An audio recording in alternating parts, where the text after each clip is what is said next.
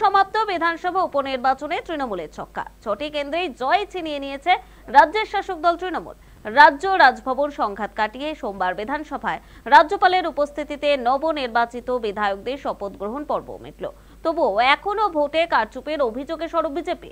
সোমবার শপথ গ্রহণ অনুষ্ঠানে যোগ দেয়নি বিজেপির পরিষদীয় দল। বিধানসভায় বসে ভোট সন্ত্রাস কারচুপির অভিযোগ তুলে শাসক দলকে বিঁধলেন বিজেপি বিধায়ক শঙ্কর ঘোষ। পাশাপাশি কাঠগড়ায় দাঁড় করালেন নির্বাচন কমিশনকেও।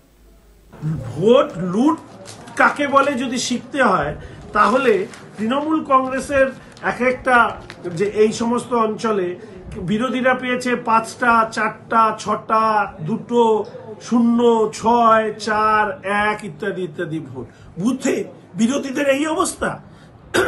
আমি তৃণমূল কংগ্রেসকে দায়ী করব না, আমি দায়ী করব নির্বাচন কমিশনকে।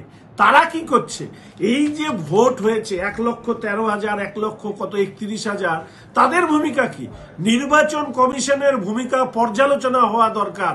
পশ্চিমবঙ্গে যেভাবে ভোট লুট হচ্ছে, এখানে নির্বাচন কমিশন ছাড়া, তাদের কঠোর পদক্ষেপ ছাড়া যখন এখানে ভোট সম্ভব নয়, তাহলে কি তারা প্রকারান্তরে এই সরকার, এই তৃণমূল কংগ্রেসের সরকারকে বা এই দলকে কোনোভাবে সাহায্য করছে? কারণ ব্যক্তি হিসাবে এক একজনের এক এক ধর্ম থাকতে পারে।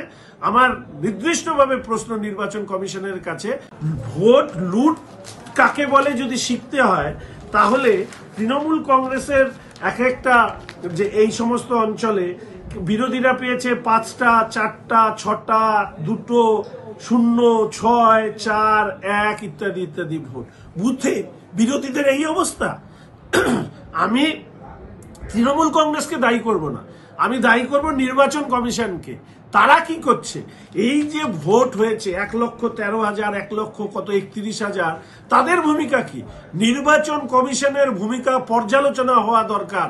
পশ্চিমবঙ্গে যেভাবে ভোট লুট হচ্ছে, এখানে নির্বাচন কমিশন ছাড়া, তাদের কঠোর পদক্ষেপ ছাড়া যখন এখানে ভোট সম্ভব নয়, তাহলে কি তারা প্রকারান্তরে এই সরকার, এই তৃণমূল কংগ্রেসের সরকারকে বা এই দলকে কোনোভাবে সাহায্য করছে? কারণ ব্যক্তি হিসাবে এক একজনের এক এক ধর্ম থাকতে পারে।